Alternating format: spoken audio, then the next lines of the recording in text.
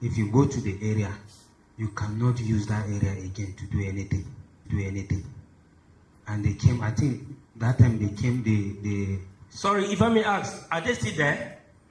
let me finish. No, I know I'm asking this question because you said for them to come back and reclaim the land.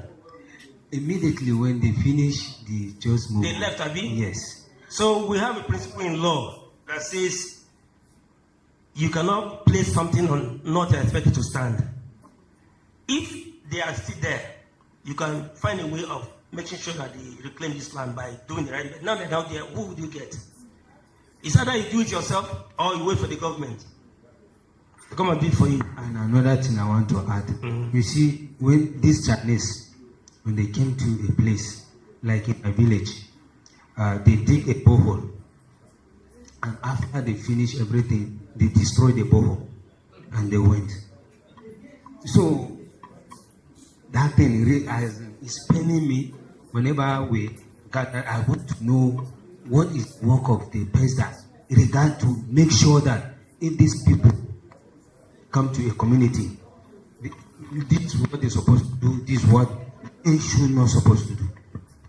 I think PESMDAA can only tell you or create awareness on these things, but on how the Chinese people do their jobs or whatever, we may not be able to go into those details because, you know, most environments now, communities don't want China in their environment anymore because of their wickedness. They believe that they're very, very wicked.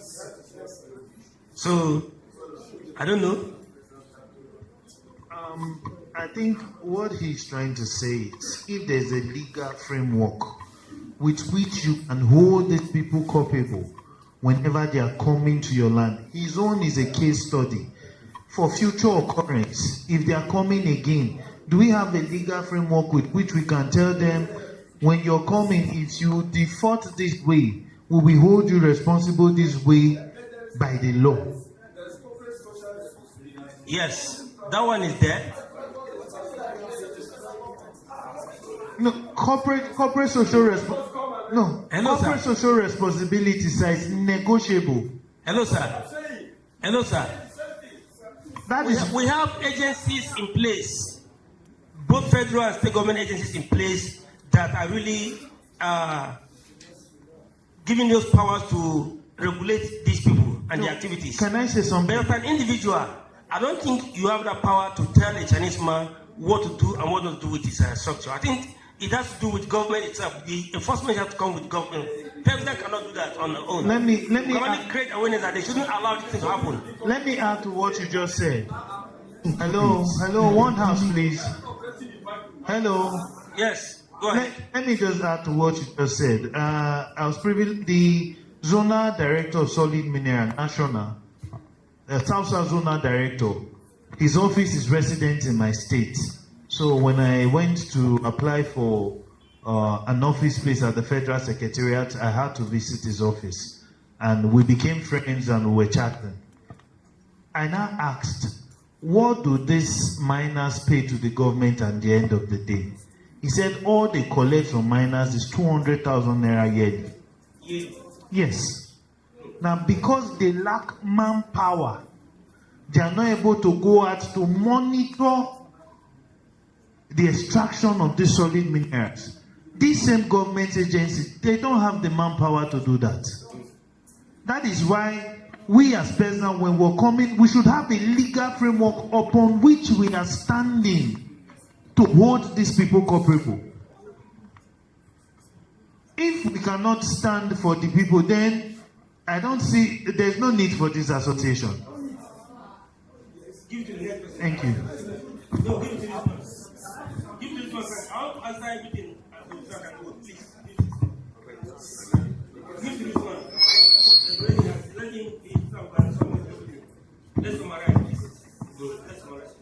My question is this. I think it's related to what somebody have asked. The campaign for tree planting has been on for a very long time. And a lot of politics came in, and we discovered that except if government want to do something, if you do it today, that will be the end of the launch. Nothing will happen.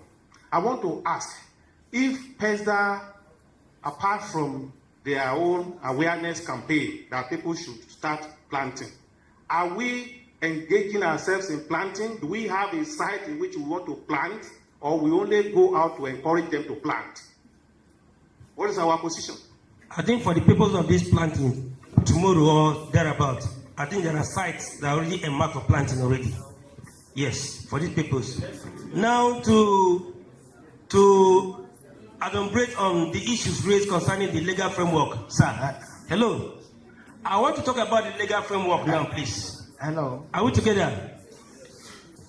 Dealing with the legal framework, we have to revert back to our aims and objectives as registered with the Corporate Affairs Commission. Hello, sir. Hello.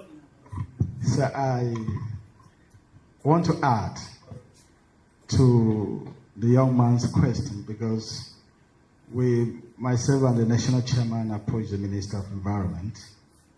We went to the Minister of Environment and they directed us to a department, the MCCR, if some of you have heard it. And we equally laid this complaint because some states have these issues in the state. But PESDA is the voice to the voiceless. And like what he has said, it is, if that community goes to the government will receive the complaint, and the complaint will remain on the table. But what they did there is an evidence. We are gathering report, telling them these are the issues that happens across the country, even if they have left it placed. But it becomes an evidence for us to report. So, as the community do not have a voice, PESDA is becoming a strong voice on the behalf of the community, so that we can take this to the government and say, this is it. You're not just talking as one person, you're talking as a people. So we become the voice of the solid minerals degradation, the voice of the environmental degradations, and the voice of the petroleum issues. So where you lack a voice as a small group, you go there and neglect. So even that they have budget for all these things. They were opening up these things, but when you don't talk, nobody gives you attention. And even if you talk, you are not strong, the thing remain on the table. So we are a voice. We identify this issue across the country and we will channel it to the appropriate authority and push it. And you are there. When we come to that level, we take it up. The legal people take it up. So that is the reason why. And the other issues of tree felling and firewood and all that. If we as a body, we also, whatever we're doing, we also have to also get the alternative. If you don't have it, because the local community, that is what they live on. They live on firewood. You don't have an alternative for them. We know the effect, the negative effect of these things. We look at our drought, deforestation, desert encroachment coming in. But as long as there's no alternative, it becomes challenging. So what we will look at is how to use small alternative for cooking, because CNG, gas, and all that. Eventually, we are the one to look at, identify like you said, the problem. So we look at the solutions. So we begin to look at how we look at introducing gas to them. So time will come, even we can begin to have gas stations in all the local governments. Start this awareness gradually. We're not used to it, but eventually it will grow. Other renewable energy, stove and all that. While we're introducing them, they will be able to deal with that. Thank you very much. Barrister Lucas, I'm very sorry about this. I have to break protocols. You see, we are a task force. And task force, we are like military. We don't have too much protocol. Please, I want to just can't wait. I want to pass information to the commissioners in the House. Please, you permit me. Please, all PESDA commissioners in the House, inaugurated, or not inaugurated yet, even intending commissioners, please, I need you to send your name with your complete titles, the way you want it to appear on your certificate.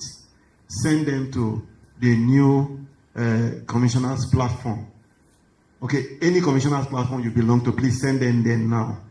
In the next 5 minutes, they have to be there. If you don't belong to any of the platforms, please meet me or send them to me. You have my contacts. All commissioners have my, please just send them to me now. In another 5 minutes, it might expire. You know, that's our approach. Thank you. So the next.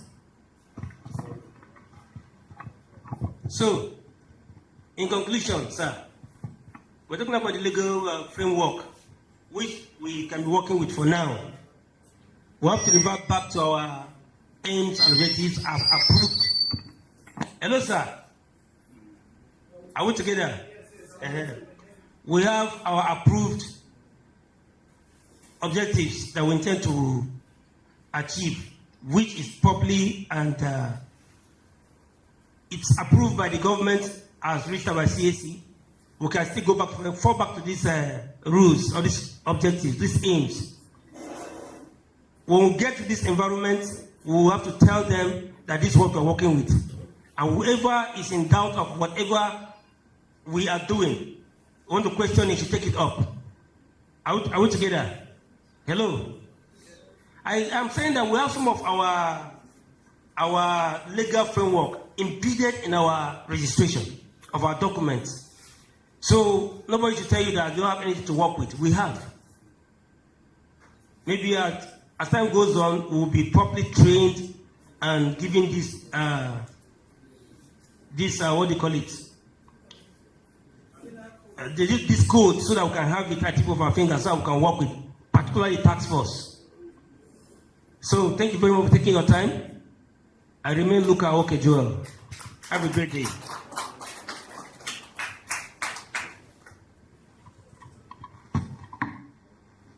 All right. Thank you very much, sir. In the course of our program, our national minerals, Honorable Abraham Dejo came in. Please, sir, if you hear me, just wave us. Honorable Abraham Dejo. Thank you, sir. You are welcome, sir. Thank you. Yeah, standing on existing protocols, I want to rather break protocols. I'm sorry about that. With the next, in fact, the moderator told me that the next item is supposed to be some 15 minutes break before we have some light entertainment. But it's very, very important that we try and sit back for another 15 minutes because one of the moderators, has an emergency and it's important we receive that lecture before this person leaves here. And so many other items are waiting. So instead of having to go on break, please, I would like to quickly invite Barrister Tolulope. She is a National Coordinator Research and Program. She will be here for the next 15 minutes. Please, let's cut down our questions. There are so many platforms for which we can ask more questions so that we don't, we have a whole lot. Let's cut down on the questions. Thank you very much. So please, let's welcome Barrister Tolulope, National Coordinator Research and Programs. Please, Barrister Tolulope, thank you. Please, while she's still coming, we want to announce to us that we are live on YouTube. So please, for those that are able to come here, just ask them to search for PESMDAA on YouTube and they will watch us live as we are going. Thank you. Please, just YouTube for now. Thank you.